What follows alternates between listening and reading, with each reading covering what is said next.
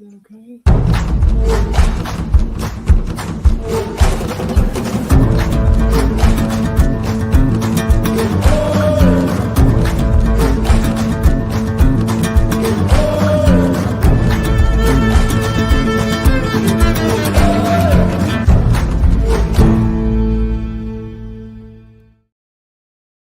good. Yeah. Can I have some coffee? Good evening, everybody. Welcome to another edition of 108 Pitches Baseball Talk. My name is Scott Morgan, Russell City Madmouth. Hope everybody had a fine weekend. And pleased to have Eric Katz, Candy Eveling, Warren Brewster, and Tony on tonight. Glad to have all of y'all with us. Good to be here, Scott. And Thank you. as far as Warren, he's in California now. Trying to figure out whether he's in California, whether he's in Hawaii, but he's with us. That's all we do know. So and Barry Foote will be back next week. All right, so let's get to it. A lot of news to get to. Chris Paddock, obviously, the former Detroit Tiger, is signing with the Marlins. Last year, his stops included the Twins, the Tigers, and, of course, now he's with the Marlins. Some thoughts about Chris Paddock going down to Miami, Eric? He's a good back end of the rotation starter. He's nothing really, he's a guy you shouldn't really expect him to be the man there, but he's a guy who can be a decent like four or five starter, a guy who can when healthy he can eat you some innings. But good move by the Marlins to get themselves another veteran in that clubhouse for a young team. I think he's going to be taking over the role kind of Ryan Weathers had last year. Yeah, Lone Depot Park is also known as a pitcher's park, so I think he should be in pretty good shape. Tony? Yep. Yeah, I agree with Eric. Nobody's going to be in the front end, but nowadays you got to pencil in pitchers not making all their starts. Somebody who's going to be able to eat a lot of innings for you. If he goes 500, that's great. And like you said, that's a pitcher's park, so I could see him going at least 500 for the Marlins.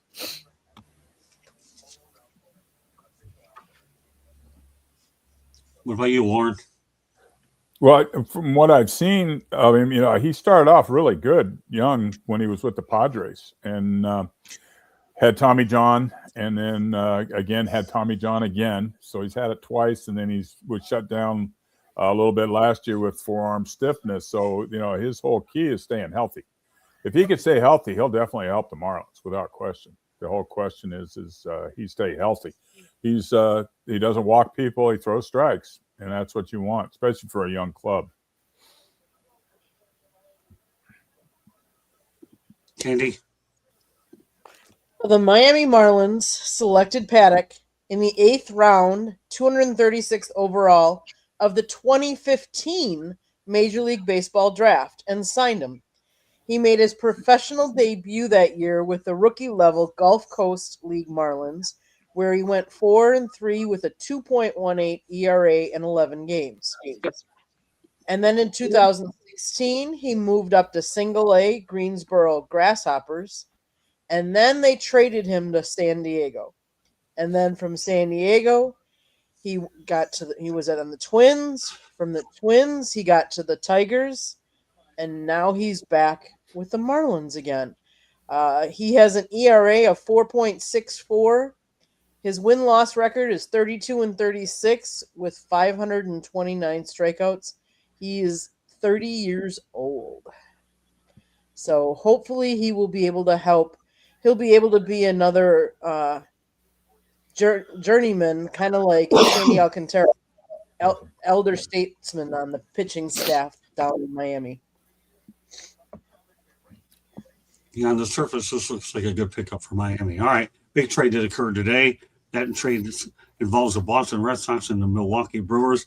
Boston receives practically a new infield.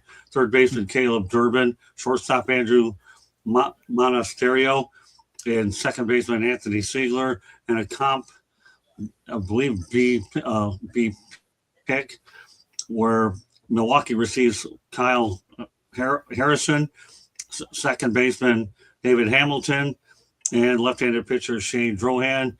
Harrison obviously is a left-handed pitcher. Eric, some thoughts on the trade for Milwaukee? Is it a good trade or bad trade?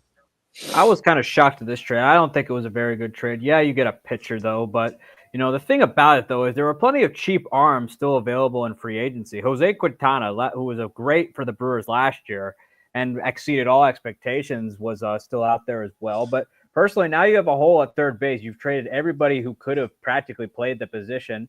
Guys like Andrew Monasterio, Anthony Siegler, and now Caleb Durbin. Durbin finished third in Rookie of the Year voting. People seem to forget. And I just am puzzled on why they would make the move, because unless they're pursuing someone like Alec Boehm or like even Isaac Paredes, the move to me doesn't make a whole lot of sense. I mean, if they would have signed Eugenio Suarez, then fine, but they didn't. So unless the Brewers have something like up their sleeves in terms of signing or trading for somebody else, the move to me doesn't make a whole lot of sense, because there's literally like you don't really have anybody who really is proven to play the position.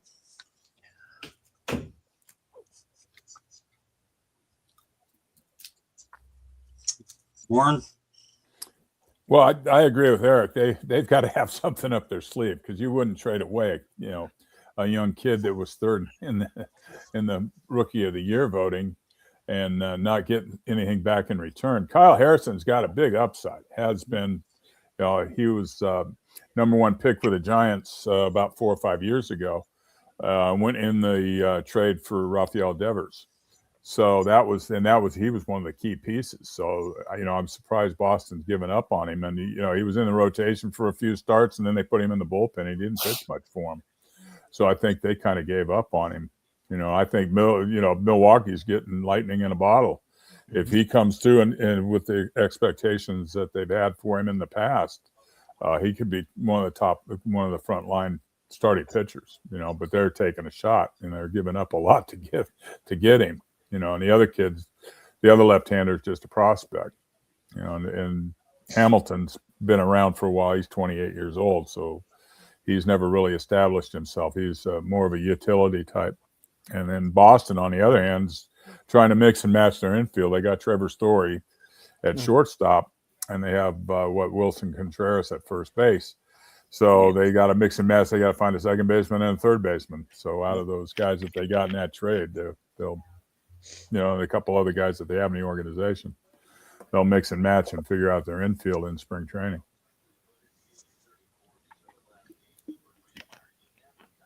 Tony? Yeah, I'm with you guys with the Brewers. They're selling a little too much right now. It's like it's like, okay, guys, you got to keep something in the organization. The Red Sox needed this. This was almost the Hail Mary that scored for them, because everybody was wondering who was going to play third base for the Red Sox, but I guess they got that figured out now. And they actually got a young prospect that can grow in the organization with them.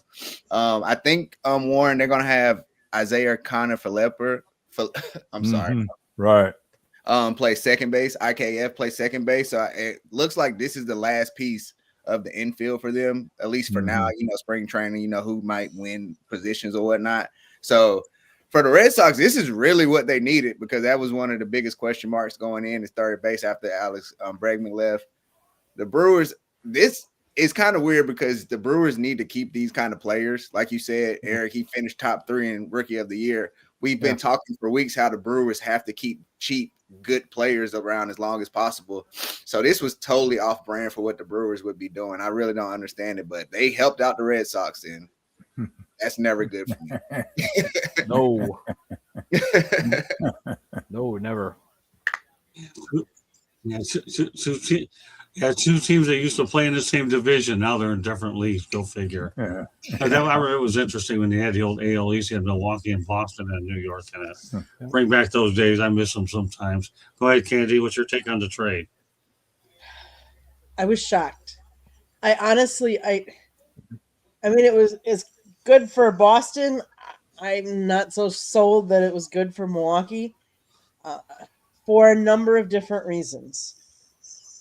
Do you guys realize that between Durbin and Siegler, they made up 85% of the team's at-bats at third base last year? 85%. That's a lot. And to give up, both of them in this trade, yes, I realize we traded away Freddie Peralta earlier, so we traded away a pitcher, and maybe we needed a pitcher, although I'm not thoroughly convinced. But I will say, at least the pitcher that we got, yes, he maybe hasn't had the success that people thought he would. He's 24 years old and has 5 years of team control.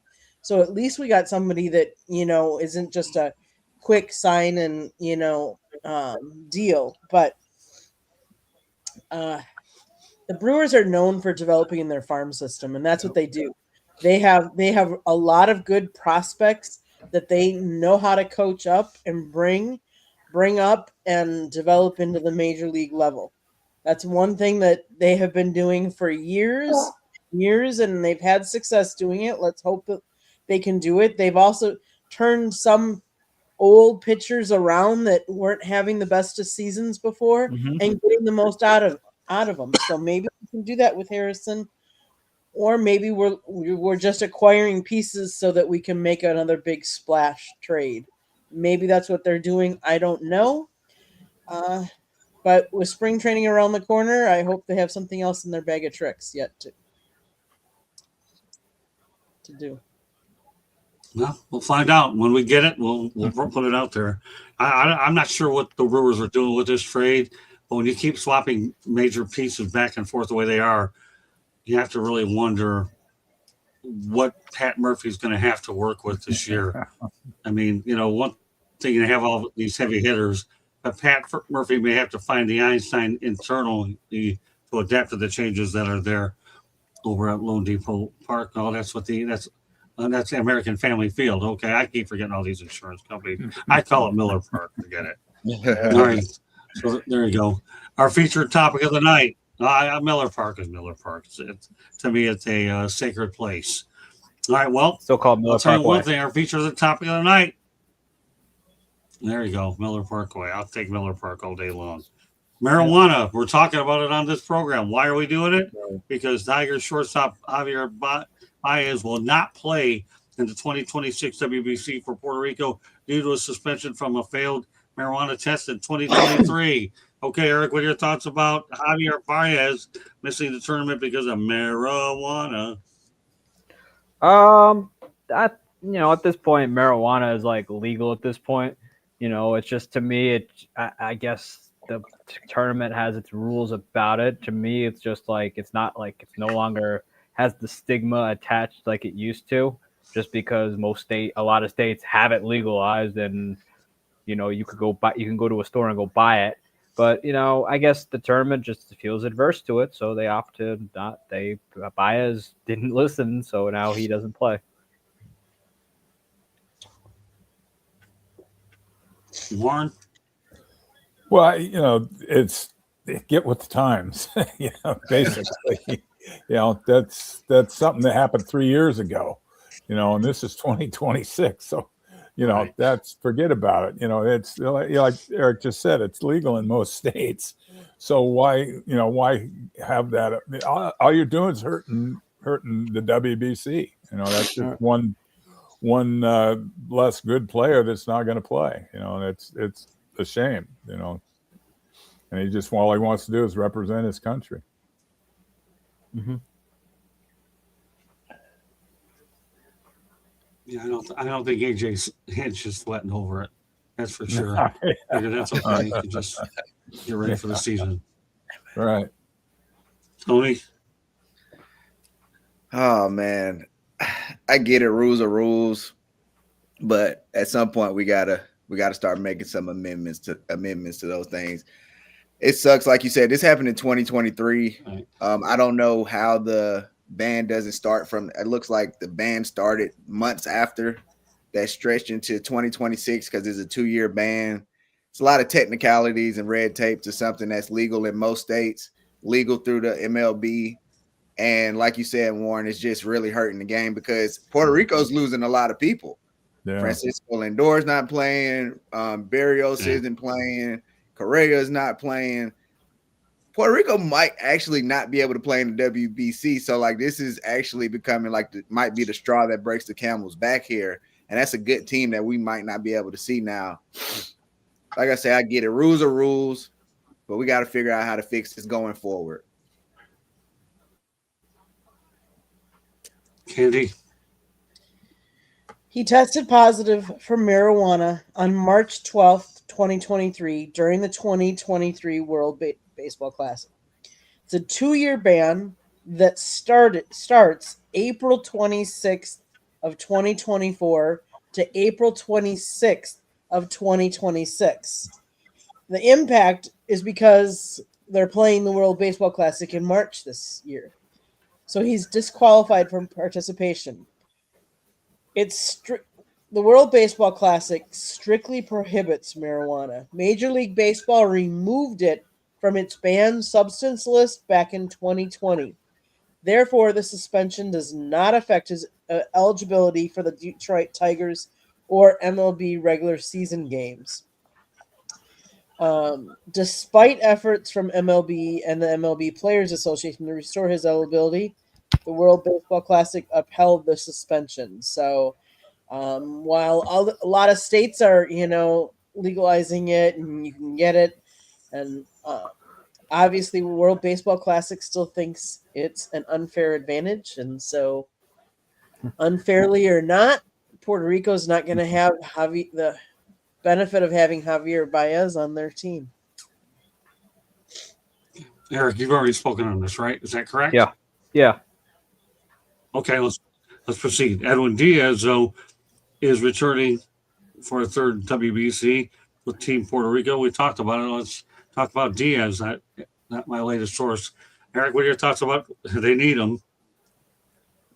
It's good. I mean, obviously he's a great closer, and I think it's always great to have that kind of guy in the back of your bullpen. I hope that nothing happens to his ACL like last time, because that was just awful with what happened. But good to see that he's allowed to participate in, because I believe that the top players should be participating in this tournament. Yeah, Edwin Diaz is a good guy to have, isn't he, Warren? Yes. Yeah, he's one of the top of the line closers in the game today.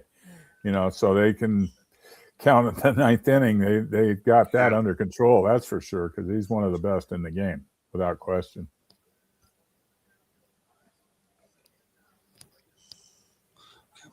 Tony? If I'm the Dodgers, no. Nope, can't do it.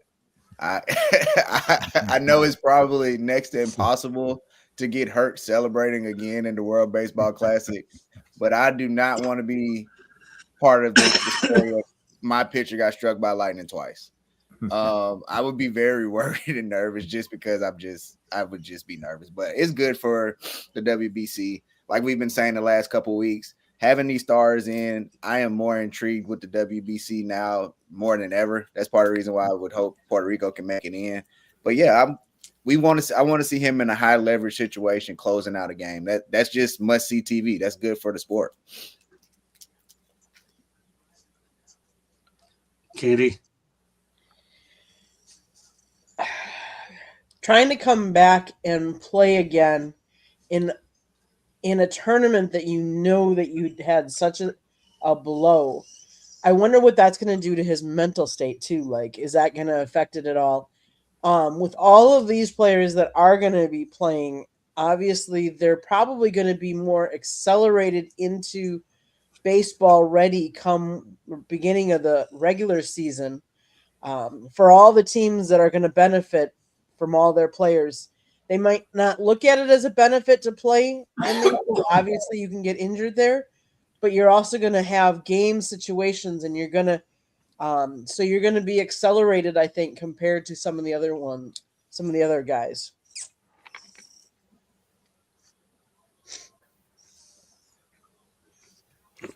Fair enough. All right, well, Manny Machado, the seven-time All-Star, will play for Team Dominican Republic, his third WBC. Eric, some thoughts about M Square, Manny Machado. Great player. Obviously, a very polarizing player as well. But he's, it's good for them to have a bat like that, because he's played a lot of big games throughout his career. So good to have that experience in your dugout. Lauren? Well, it's great that guys are playing. They want to represent their country, and this gives them the opportunity to do it. Right. And they're doing it early enough in spring training to where they'll be ready for the regular season. It'll heighten and make the regular season get off to a quicker start for a lot of these young, a lot of the players that are going to play in the WBC. Manny Machado and the Dominican Republic team scares me, seeing as I'm, of course, going for Team USA. They're going to be stacked and loaded. Just another good bat, right? Just to put in there somebody who's going to make that lineup even longer than what we already know is going to be. Like you guys said, a great player. So the stars are coming out. This is going to be great TV. Candy.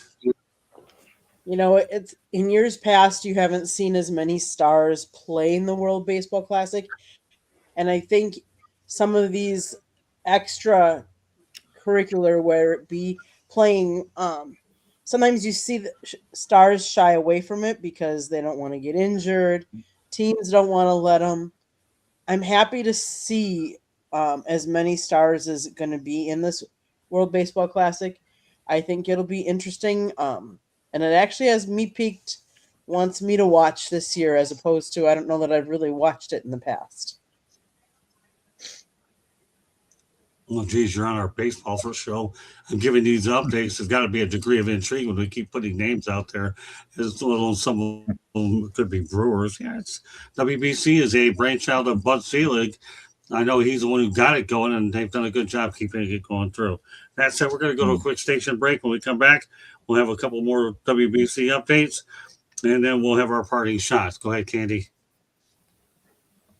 South Florida Tribune Publishing Company published a book, Lessons from the Microphone, Tuning into the Enduring Wisdom of Visionary Leaders. It is written by our host, Scott, the Motor City Madmouth Morganroth. Talks about his 40-plus years in the industry and how it has evolved. Old school media versus new school media. Get your copy today. It's available on Amazon, Barnes & Noble, Kindle, Google, and Apple Books. It's also available in audio version as well. You can always go to our website, www.southfloridatribune.com, where there's a link for the book. There's also a plethora of great content, so go check it out. If you like to listen to the podcast, you can find us wherever you get your podcasts. Last but not least, if you see the red subscribe button in that lower right-hand corner, that means you have not yet subscribed to us. What are you waiting for? Just click it, like us, share us with all your friends and family, and then turn on your notifications so you're notified every time we go live. Back to you, Scott. All right, Candy, thank you very much. Cincinnati Reds have signed catcher Eugenio Suarez to an agreement on a one-year deal. Some thoughts about the move, Eric? I mean, it's a great move for the Reds. This is a guy, he blasted 189 home runs in Cincinnati. It's a hitter-friendly ballpark. It's some people call it the Great American Small Park because of how great it is for offenses, almost like Colorado. But good for the Reds to get him back, because actually he made his only All-Star appearance up until prior to last year as a member of the Cincinnati Reds. He's a big boost for their lineup. I know they lost out on getting Kyle Schwarber, who ultimately stayed with the Philadelphia Phillies, like a lot of teams thought, like a lot of people thought he would. And it's they get themselves a huge boost, because this was an offense that disappointed last year, and having that in their lineup will have a veteran for an already young and deep team to potentially make some more noise this coming season. Okay. Warren? Yeah, that's a good move. Without question, that's a good move for the Reds. You know, they need a third baseman, and he fits the bill. He'll go crazy in that ballpark. You know, it is a small ballpark. It's a bandbox. And he'll fit right in with that roster and that lineup. He'll fit in just nice. They're in good shape with him. He's a good ball player. Plus, he doesn't call a bad game either. So Right. Yeah. So he's pretty. He obviously knows what he can do with his hitting, but if you can call a halfway decent game, it's not the worst thing in the world either.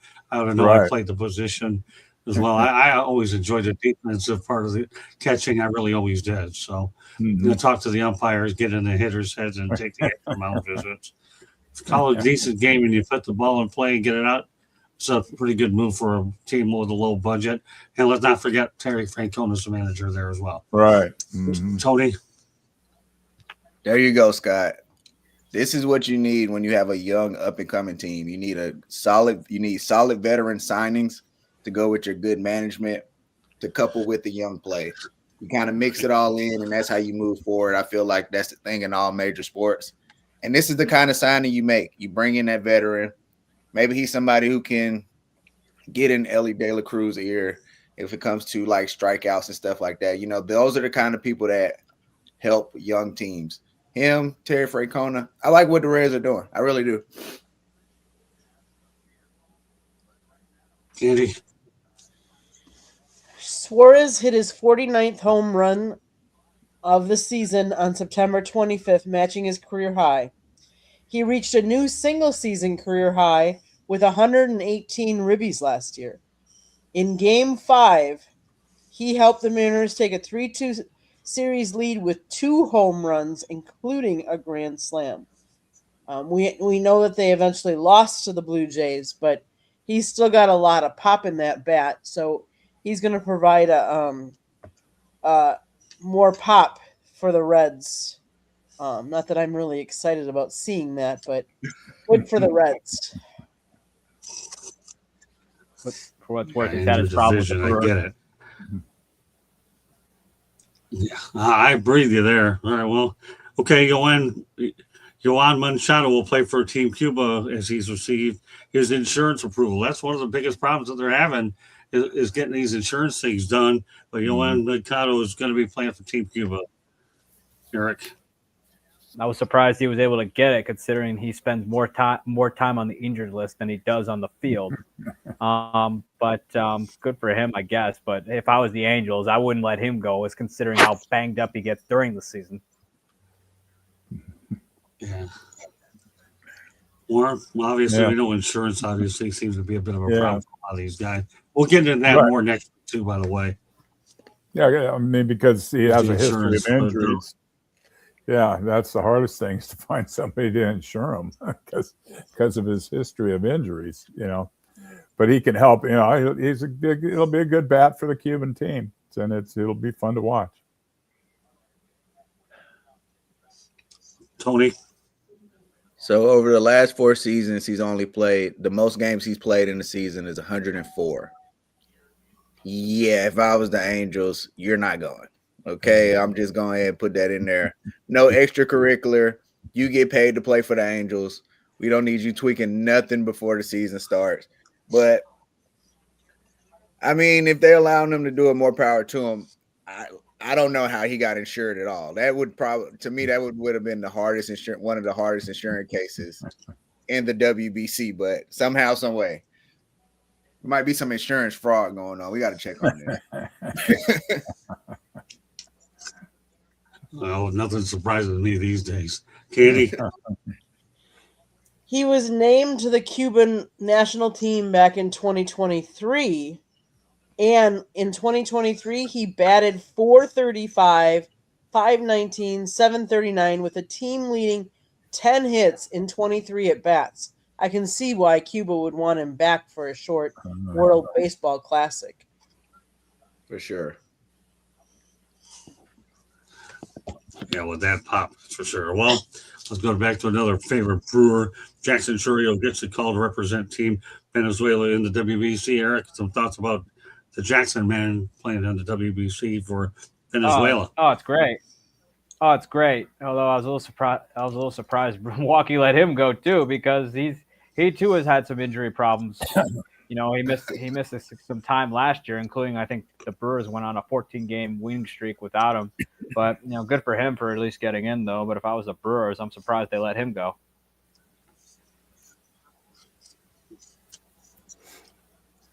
Warren?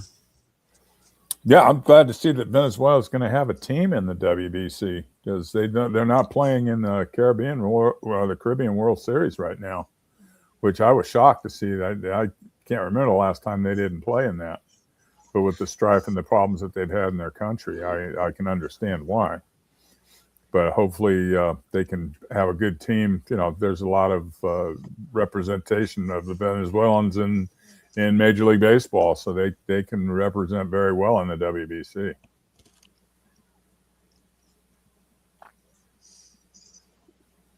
Tony. Yeah, Jackson Cheerio. He's had injury history, but him being a younger player, you kind of feel like he is spry. He'll bounce back. This can be good for him. This might be a situation where, like we've been saying, he can get revved up. So when it's time for the season to start, he can hit the ground running for the Brewers. And with Brewers selling everything off, they need as many people ready to go when the season starts as possible. So this could be a good thing for them.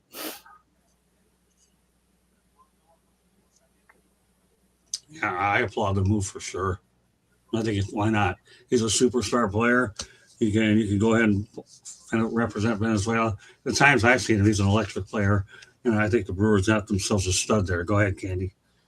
How you doing, Limelight VR? What's happening? We're glad you're in the chat room. Thanks for being in the chat room today. We appreciate you, pal. Go ahead, Candy.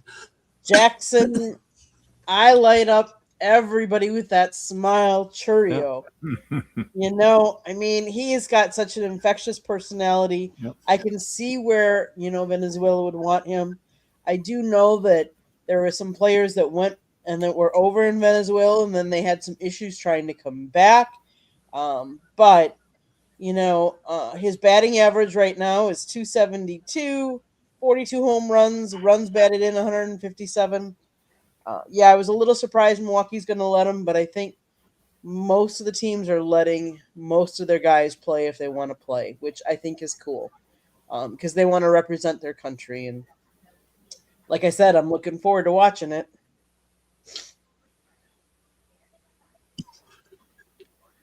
All right, our last topic of the night before we go to parting shots.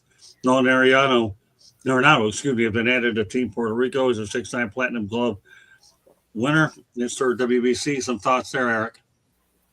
I think it's it's good for him to play. I know his career is kind of starting to come to an end here, but good for Arenado for being able to have the opportunity to play in this. I think it's going to be a great cherry on top to what has been a Hall of Fame career for Nolan Arenado. Warren. Right. You know, it makes the Puerto Rican team just that much stronger, which is a great thing. You know, it's a good thing for the WBC. And on top of it, he's one of the most talked about going to be traded guys in baseball. They're always talking about, they have for the last couple of years, where's Nolan Arenado going? You know, so I mean, he could show his wares in the WBC, and somebody's going to pick him up if the Cardinals decide to trade him. I know a lot of teams would love to have him.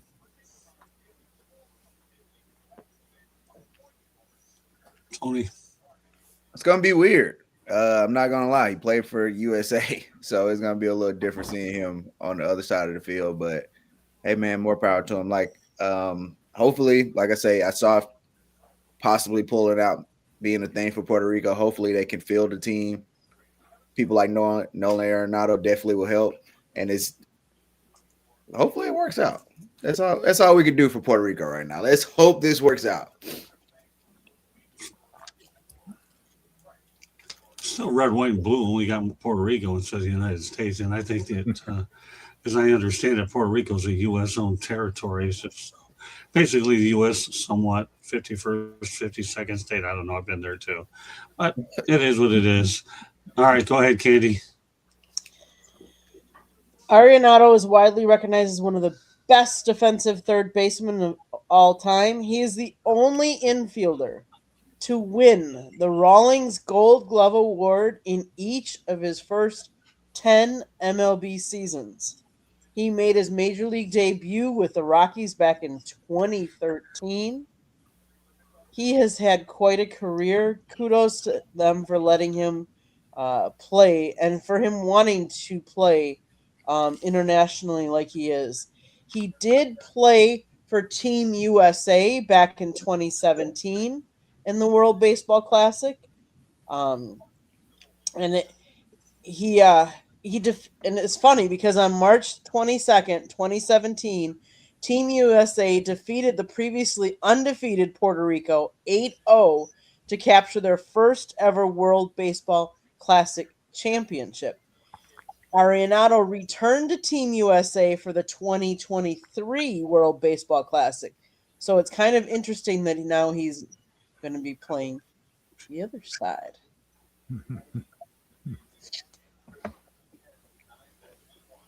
All right. Well, we're going to have parting shots tonight. Everybody has an opinion on what I haven't talked about. So, Eric, you lead off. I think the Brewers were. I thought unless the Brewers have a move in mind, I think that trading Caleb Durbin was wrong, especially with since he finished in the top 3 in Rookie of the Year voting. And I think that unless it's a power bat, unless it's a guy who's an upgrade, I don't love the move. I mean, yes, you got pitching, but there were plenty of other cheap free agent options last year, including last year's hero Jose Quintana.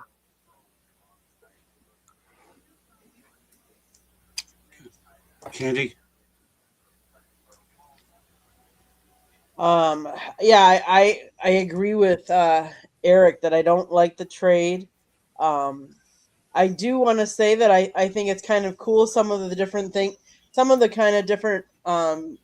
Brewer giveaway dates that they have coming up this year. Right. They came up with their the giveaway dates. They have a Jacob Mizorowski trading card bobblehead.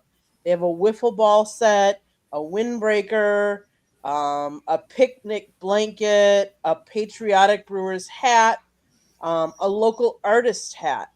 They have William Contreras trading card bobblehead, kids Dirty Sal Frelick jersey, Brandon Woodruff trading card bobblehead. They have a Brewers Guess Who board game. They have a bar dice set. They have Hank Aaron 50th anniversary jersey. They have the Cheerio Bowl. They have a Cheerio Height poster, an Alpine hat, and a City Connect tumbler for just some of the. They have American Family Field Stadium replica. So that's some of the different giveaways they have this coming year. So pick out the games you want to go to get what you want to get. Kind of cool. Yeah, I think the replicas of Park would be something I'd be interested in. Why not? We'll find a place here for it. All right, Warren, some parting shots. Anything that's on your mind that you want to talk about? After we talked about the Brewers and that trade and leaving such a big hole at third base, I'm going to play GM for a minute and move Nolan Arenado over from St. Louis to Milwaukee because, like you said, we talked earlier in the show, Milwaukee has a good farm system, and St. Louis is kind of in a rebuild right now, and that would be a good fit for both teams. They can give up a couple of their prospects and get Nolan Arenado, and that would really fit well with their offense. He would really do well for the Milwaukee Brewers. Interesting. I like that. Good stuff. Coming from you especially. All right. Go ahead, Tony. Our time is almost upon us. It is almost baseball season. I want everybody to know, let's just enjoy the 162. That is a long season. It is so many ups and downs. And I want you guys to know I'm probably talking to myself when I say this. All right. You can't get too high. You can't get too low. And you definitely can't get lower than being the Met. So let's go Yankees. That's all I got to say. Especially when Bernie Madoff's your financial advisor. Oh, and also, I don't know if you guys saw this, more of a funny thing. Did you see Luke Weaver showing up to Mets camp with a Yankee? I did, yeah. I did. That's see right. That, yeah. You can't escape us. They love us. They want to be us so bad, but they just can't. Let's go Yankees. Let's enjoy baseball. Let's enjoy the WBC. They seem to like taking our garbage. Yep.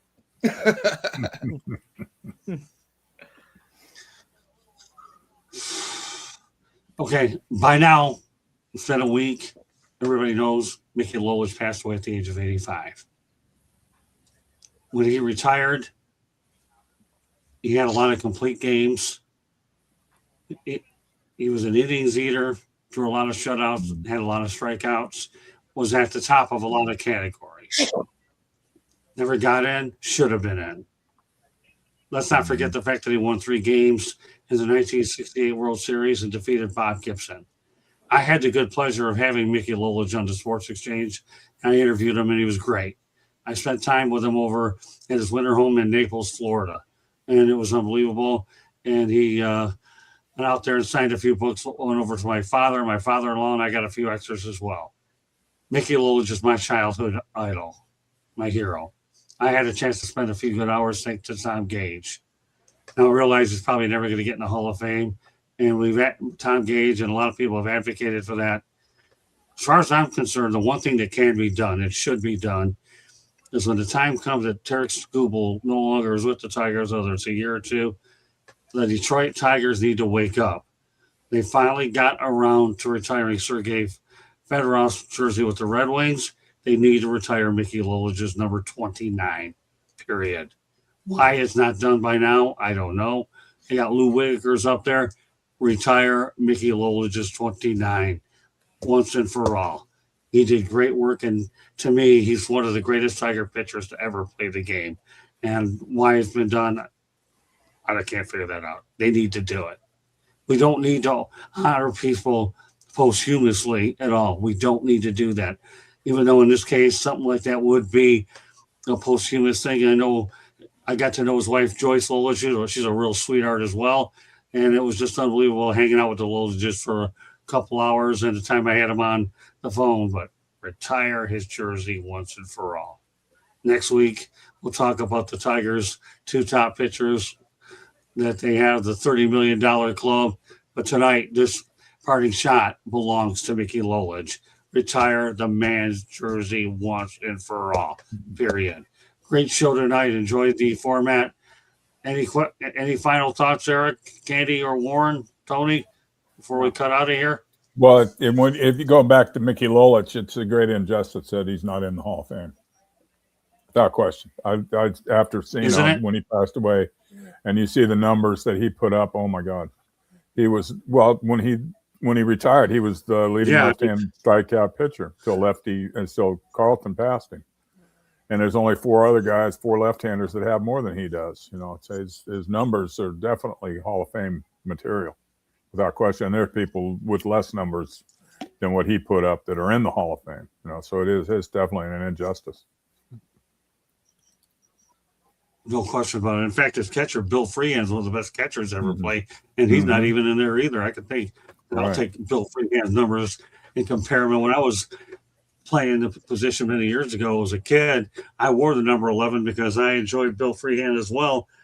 So he ended up having a pretty good career coaching at the University of Michigan as well for a while. But Bill Freehan, Mickey Lolich, those guys' numbers should be retired. And why the Tigers are not, I don't get it. I just don't get it.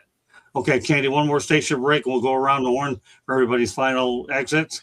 And then we look forward to doing this again next Monday night. Glad everybody enjoys us. We enjoyed the participation in the chat as well. Go ahead, Candy, one more station break, and we'll wrap it up with everybody else's information later on. South Florida Tribune Publishing Company published a book, Lessons from the Microphone, Tuning into the Enduring Wisdom of Visionary Leaders. It is written by our host, Scott, the Motor City Madmouth Morganroth. Talks about his 40-plus years in the business and how it has evolved and changed. Old school media versus new school media. Get your copy today. It's available on Amazon, Barnes & Noble, Kindle, Google, and Apple Books. There's also an audiobook out there, so go grab whichever book trips your fancy. There's a link on our website, www.southfloridatribune.com, where we have a plethora of great content, so go check it out. If you like to listen to podcasts, you can find us wherever you get your podcasts. If you want to advertise or be a guest on the show, email us at southfloridatribune@gmail.com. Last but not least, if you see the red subscribe button in that lower right-hand corner, that means you have not yet subscribed to us. Honestly, what are you waiting for? Just do it. Click it, like us, share us, and then turn on your notifications so you're notified every time we go live. Monday nights is baseball night. Tuesday nights is football. Wednesday nights on Sports Exchange, you never know what Scott's got up his bag of tricks. Thursday nights on Sports Wrap, they talk a little hockey and then they sprinkle in a little bit of everything else. And then if you want to come over to the Country Club on Thursday nights, as Scott affectionately calls my Fire Up program, you can come listen to what we have in store. And then Saturday mornings, to replace your college game day, which I know you miss, come on over to our YouTube channel and listen to us talking football. And there will be some Saturday mornings talking baseball as well. So make sure your notifications are turned on so you're notified when we go live. Back to you, Scott. And two of those guys are here. We got Eric Katz and Tony bring it to you. I'm telling you, Warren, I enjoy having you and Barry on. Look forward to having both of you guys on next Monday night. But it's good that tonight, even though you weren't here, again, I always know what to expect out of you, Warren. Nothing but the best anyway when it comes to commentary. You've been there and done that. So with that said, Tony, why don't you let everybody know you're welcome. You're a dear friend of me and you're an uncle to me, so you know how I feel. Now he's in California. We'll see where he's at. We're going to get together before it's all said and done. All right, Tony, let everybody know how they get a hold of you, then we'll go around the horn one last time. Yeah, on all social media, it's Talking Game 1. No G in talking, just Talking Game 1. And YouTube, Tony Talking Game. Episodes every Wednesday, 3:30. Make sure y'all follow and subscribe, all that good stuff. Okay, Warren, him and I are inseparable anyways. It is what it is, right, Warren? That's right. I can be reached at brewster40@gmail.com.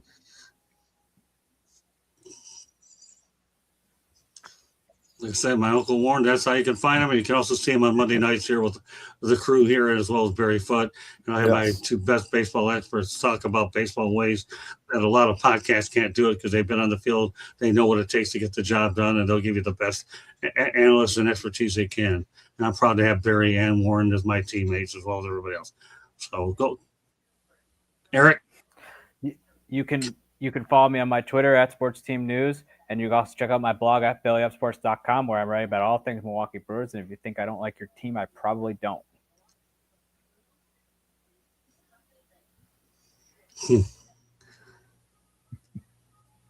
Go ahead, Eric. You're cutting out. Oh, I just said it. You can follow me on my Twitter at Sports Team News, and you can check out my blog at bellyupsports.com where I write about all things Milwaukee Brewers. Go ahead, Eric. He did, Scott. He did. Okay. Sounds good. Okay. As long as it's out there, that's all that matters. All right. So with that said, that does it for this edition of 108 Stitches Baseball Talk. On behalf of Eric Cass, Candy Ebling, Tony, Talking Game, and Warren Brewster, my name is Scott Morgan Ross. Thank you for joining us. We will see you on 108 Stitches next Monday night around 8 o'clock p.m. Eastern Time. Thank you, everybody. Have yourself a great week. We have lots of programming on the network, so I hope you can pop in one on some of these other shows. Thanks for everybody for joining us. God bless. Appreciate you. Support. Thank you. Bye now.